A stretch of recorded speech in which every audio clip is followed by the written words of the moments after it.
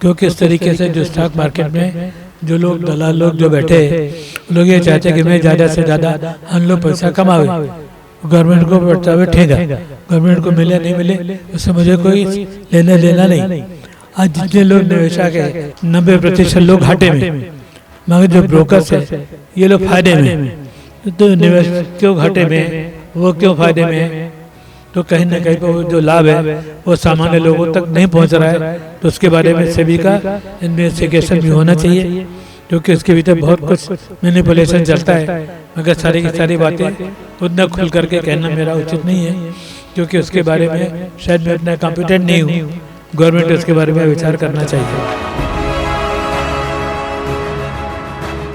नमस्कार, आप सभी दर्शकों का CA न्यूज़ चैनल में स्वागत है। आज एक ऐसे मुद्दे पे बात करने जा रहे हैं जो हर एक भारतीय को इस न्यूज़ को देखना चाहिए, यानी कि भारत सरकार में जो नया बिल पास हुआ है, यानी बजट जो पास हुआ है, उस मुद्दे पर चर्चा करेंगे। हमारे साथ सीनियर समाज सेवक एडवोकेट ओम प्रकाश अग्रवाल जी मौजूद हैं, जो भारतीय जनता पार्टी के और RSS के फाउंडर मेंबरों में से एक हैं और कई बार अपनी सुझाव भारत सरकार को देते आए हैं और इनके सुझाव पर भारत सरकार ने कई बार अपने फैसले बदले भी हैं और उस पर नया अपनी भूमिका भी जताई है। तो इसी मसले पर ओम प्रकाश अग्रवाल से चर्चा करेंगे। सबसे पहले तो आपका CA न्यूज़ चैनल में स्वागत है सर।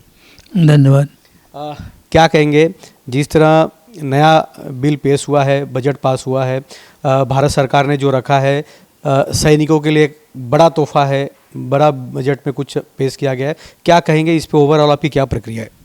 मैं कहूँगा कि ये पूरा ग्रोथ ओरिएंटेड बजट है और उन्होंने पूरा जो इतना बजट में जो एलोकेशन किए है वो हिंदुस्तान के साधनों को ध्यान में रख करके उन्होंने किए। तीसरा बात यह है कि उन्होंने जितने भी वर्ग है कैसे ज़्यादा से ज़्यादा एम्प्लॉयमेंट बढ़ाया जाए, कैसे लोगों को इसकी वजह से प्रोडक्टिविटी बढ़े, कैसे लोगों के जेब में ज़्यादा पैसा है, उन सब चीज़ों को लेकर के उन्होंने जो रखा है वो बहुत ही स्वागत योग्य है।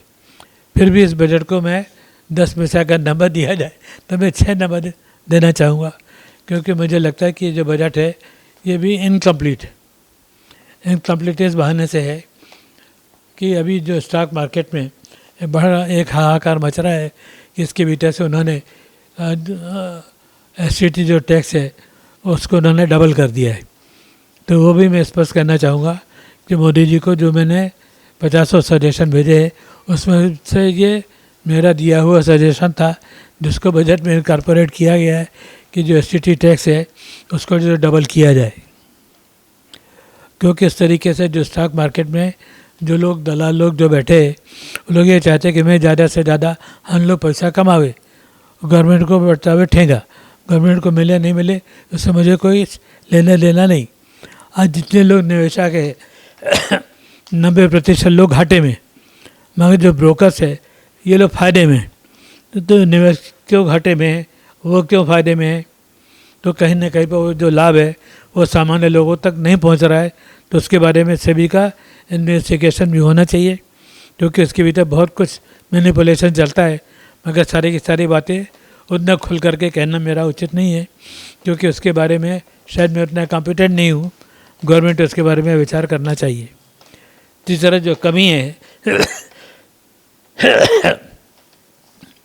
एक जो अपना रूरल फाइनेंस कॉरपोरेशन और अपना पावर फाइनेंस कॉरपोरेशन उसको साथ में मर्ज कर दिया जाए, ये भी मेरा ही सजेशन है जो मैंने उनको भेजा था। उसके भीतर गवर्नमेंट ध्यान दिया है, इसके लिए मैं गवर्नमेंट का बड़ा आभारी हूँ। तीसरा जो डिसएडवांटेज जो बाकी जो चीज़ें रह गई इनकम्प्लीट है। सरकार ने बोला था कि जितने हमारे आज जो गवर्नमेंट जो पैसा इकट्ठा करती है उसमें से करीब करीब ज़्यादा करके उसमें से 24% पैसा जो है हम कर्ज के रूप में लेते हैं। कि हम लोकल लोगों से कर्ज लेवे, सेविंग सर्टिफिकेट इधर उधर करके, या हम बाहर के लोगों से हम कर्जा लेवे। उसके जगह जो मेरा सजेशन था कि आप उसके बजाय जो हिंदुस्तान में बड़े बड़े मंदिरों में और बाकी लोगों के पास में जो गोल्ड पड़ा हुआ है, सबसे ज़्यादा हिंदुस्तान पूरा वर्ल्ड का जो गोल्ड है करीब 36,000 टन के ऊपर सोना है, जो कि हम लोगों के पास है। घर के भीतर हो, मंदिरों में हो, जहाँ के भी हो। तो जो मंदिरों का गोल्ड है उसके सामने अगर गवर्नमेंट इंटरेस्ट देती है 2.5% देती है, उसको बढ़ा करके गवर्नमेंट अगर उसे रेपो रेट से कन्वर्ट कर देवे, हमारा रेपो रेट 5.5%, उस रेपो रेट में अगर उतना उनका का पैसा दिया जाए और प्लस उनका वो पैसा रिजर्व बैंक में जमा रहे गोल्ड, तो उनके भीतर से उनको गोल्ड की भी सेफ्टी रहे और जो भी इसका जो टाइम रहता है टाइम के भीतर गवर्नमेंट उसको रिटर्न कर दे, मगर गवर्नमेंट को 5.5% टके में लेना पड़ेगा। जो आज जो गवर्नमेंट जो बाहर से जो इंटरेस्ट पे लेती है वो 7% से 8% के ऊपर लेती है, तो दुनिया भर के लोगों को 6.5% 7.5% देने की ज़रूरत क्या है। ये 2.5% वो तो हमारी जेब का, हिंदुस्तान की जेब से दूसरों के जेब में जाता है, तो डेट कैन बी अवॉइडेड। इसके भीतर ध्यान नहीं दिया है, वो भी इनको ध्यान देना चाहिए। दूसरा ये कि सरकार ने बोला था कि अगर हमारे हिंदुस्तान में करीब 960 के करीब में ऐसी कंपनीज है जो सेंट्रल गवर्नमेंट के चलती है या जो सेंट्रल गवर्नमेंट के स्पॉन्सर्ड, ऐसे 260 स्कीमें हैं, और मुश्किल से इसमें से 10-20-30 जो स्कीमें हैं जो एंटरप्राइज़ है वो फ़ायदे में चल रही। फ़ायदे का मतलब क्या, खाली अगर मान लीजिए मैंने 50,000 करोड़ रुपये लगाया और मान लीजिए अगर मेरे को 2,000 करोड़ का प्रॉफिट हो गया तो हम खुश हो गए, हमारे प्रॉफिट है। ऐसा तो कोई प्रॉफिट नहीं है। प्रॉफिट जब कहलाता है जब आप जो सेविंग बैंक में जो लोगों को आप पैसा देते हैं, आप 8% देते हैं, ज़्यादा से ज़्यादा 7% देते हैं, तो जो भी एंटरप्राइजेस है जिनको भी कम से कम उनको उतना पैसा डाल करके उनको 10% को उनको डिविडेंड देना चाहिए। जो कंपनी भी 10% से ज़्यादा कैपिटल का डिविडेंड नहीं देती वो सारी सारी कंपनी को प्राइवेट लोगों के हाथ में बेच देना चाहिए। उसका उदाहरण हिंदुस्तान जिंक। हिंदुस्तान जिंक भी एकदम नुकसान में चलती थी, गवर्नमेंट ने उसको बेचा। आज हिंदुस्तान जिंक सबसे ज़्यादा फायदे वाली कंपनी चल रही। तो जहाँ जहाँ भी सरकार ने अटल जी के ज़माने से जिन कंपनी को बेचा है वो सारी कंपनी फ़ायदे में चल रही। क्यों चल रही है? तो ऐसी जो 260 कंपनी अगर हम बेचेंगे तो कम से कम 10 लाख करोड़ हम उसमें से कमा सकते हैं, जिसके भीतर से हम टैक्स को हम और भी कम कर सकते हैं कि जो लोगों के पास पैसा जमा होगा वो लोग और भी ज़्यादा इंडस्ट्री लगाएंगे, ज़्यादा लोग लगेंगे, ज़्यादा अच्छी टेक्नोलॉजी होगी, ज़्यादा अच्छी प्रोडक्टिविटी होगी। तो उसके बारे में हमारे को ध्यान देना चाहिए। तो वो चीज़ गवर्नमेंट की। बाकी जिस तरह गवर्नमेंट ने बोला था कि हमारे जितने बैंक हैं, बहुत सारे जो बैंक है, अभी अगर आप देखेंगे जो ईस्टर्न साइड के जो बैंक है जहाँ पर चिट फंड का घोटाला होता है, ये होता है वो होता है, क्योंकि वहाँ के लोग डिपॉजिट ओरिएंटेड है, लोन ओरिएंटेड नहीं है। बैंक के अगर पैसा कमाते हो तो एडवांस से लोन से पैसा कमाते हैं, ब्याज के भीतर से वो डिपॉजिट दे करके पैसा नहीं कमाते हैं। तो वो उसके भीतर से गवर्नमेंट को ये होना चाहिए कि जो पैसा मुझे मिलता है वो मेरे को वो पूरा जो ईस्टर्न साइड के जितने बैंक है उनको वेस्टर्न साइड के बैंक के साथ में उनको मर्ज कर देना चाहिए।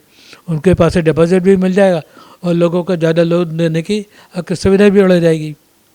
फिर उसके बाद में एक मैंने सजेशन दिया था कि जितने कैश जनरेटिंग एंटरप्राइज है, जैसे LIC है, अभी LIC के पास में लाखों करोड़ों रुपए जमा करते हैं, मगर LIC का बैंक नहीं है।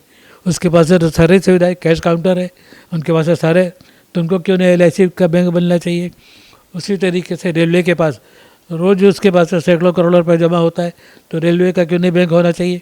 और आप रेलवे बैंक लो और इसमें से रेलवे की आप उसमें से आप खर्चे करो, रेलवे को आगे बढ़ाओ। LIC वाले आप बोले पूरे इंश्योरेंस सेक्टर को आप आगे बढ़ाओ। उसी तरीके से जैसा ऑयल कंपनीज है, ऑयल कंपनीज के भीतर भी करोड़ों रुपए रोज़ का जमा होता है, तो उसके लिए सेपरेट एक बैंक रहे जो सिर्फ उसके भीतर डीलिंग करे। उससे क्या रहेगा कि एक जो बैंक है उस बैंक का स्पेशलाइज बन जाएगा और उसके पास A to Z सारी इन्फॉर्मेशन रहेगी, कहीं पर कोई घोटाला नहीं होगा। क्योंकि अभी जो गवर्नमेंट का एक लीड बैंक की पॉलिसी चलती है कि इस इलाके का ये लीड बैंक है, और एक बार से वो हम पे पैसा दे दिया और सोचा 4-6 बैंकों को शामिल कर दिया, तो मेरी जिम्मेदारी नहीं, सारे लोग अपनी जिम्मेदारी से न अलग हो जाते हैं। और पैसा किसका डूबता है? गवर्नमेंट का। गवर्नमेंट मतलब हमारा पैसा, दूसरे का तो पैसा नहीं है। तो इन सब चीज़ों के बारे में जो विचार करना चाहिए उसके बारे में विचार नहीं हुआ है, इसलिए मुझे लगता है कि ये एक इनकम्प्लीट बजट है। हो सकता है जो गवर्नमेंट ने किया है कि अभी अपना यूरोपियन यूनियन के साथ में एक हमने समझौता किया कि $2 ट्रिलियन का वो लोग हमारे निवेश करेंगे। ऐसा कनाडा वाले भी करेंगे, ब्राज़ील वाले भी करेंगे, चिली वाले भी, ऐसे सब लोग करेंगे।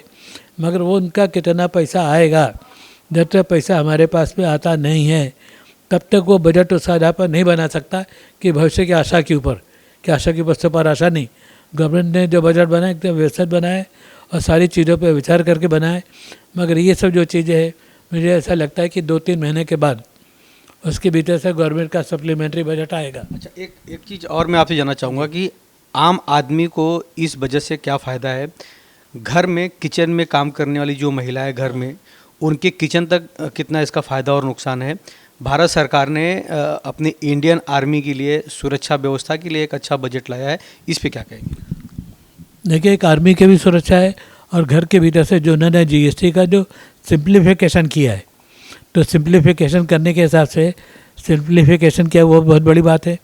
और दूसरा उन्होंने जो अपना जो दिया है जो GST की वजह जो उन्होंने जो रेट वगैरह जो घटाए है, तो घटाने के बाद भी उनको GST की रेवेन्यू बढ़ रही है, कम नहीं हो रही है। तो जितना कम रेट रहेगा उतना चोरी कम होगी, उतना ज़्यादा लोगों को फ़ायदा मिलेगा। तीसरा, गवर्नमेंट ने बोला कि जो लोग हिंदुस्तान से बाहर जाते हैं पहले उनको 5% टैक्स देना पड़ता था और एक स्लेब के बाद में 20% पूरा निकाल दिया है कि अभी आपको 75,000 तक का यहाँ से आप जो है आप जा सकते हो, उसमें 2% टैक्स लगेगा। और जो भी सामान आप लेकर के आते थे पहले 50,000 की लिमिट थी, आज आपको 75,000 तक का ला सकते हैं। मतलब जो लोग यहाँ से जाएंगे, आप कहीं भी आप बाहर जाते हैं परिवार के साथ या अकेले, तो कम से कम आदमी 10-20 हज़ार रुपये यहाँ खर्चा करके जाता है कि भाई अच्छे सूट हो, पैंट हो, शर्ट हो, टाई हो, हमारा अब व्यवस्थित हो। और जब आप बाहर जाएंगे तो आप देखेंगे कि वहाँ की सामाजिक व्यवस्था कैसी है, वहाँ की सड़क की व्यवस्था कैसी है, वहाँ पर रेलवे की व्यवस्था कैसी है, वहाँ के एयरलाइन कैसे, वहाँ के होटल कैसे, वहाँ के लोग कैसे व्यापार करते हैं। तो हर आदमी जो बाहर जा कर के आता है 5-15 दिन, खाली घूमने के लिए नहीं जाता है, मगर उसके सामाजिक को उसकी मानसिकता उसकी बदली होती है। ये बहुत बड़ा फ़ायदा है। अच्छा, एक जाते जाते एक सवाल आखिरी है कि सोना और चांदी बहुत तेज़ी से ऊपर बढ़ा और फिर घटने लगा, इस पे क्या कहेंगे? नहीं, सरकार ने उसकी वजह से जो ड्यूटी है, पहले अपने 5% जो उसकी ड्यूटी थी वो भी गवर्नमेंट ने घटा दी, क्योंकि सिल्वर का तो दोनों में, वो तो क्या दोनों साथ में चलता है, या तो 10 किलो का आप ये ले लो, आप सिक्का ले लो, या 1 किलो आप चांदी ले लो, दोनों का करीब करीब बराबर चलता है। अभी यह है कि अभी जो सिल्वर है वो तो हमारे जो इंडस्ट्रियल यूज़ के लिए है, मगर सोना इंडस्ट्रियल यूज़ के लिए नहीं है, सोना सिर्फ ज्वेलरी के लिए है।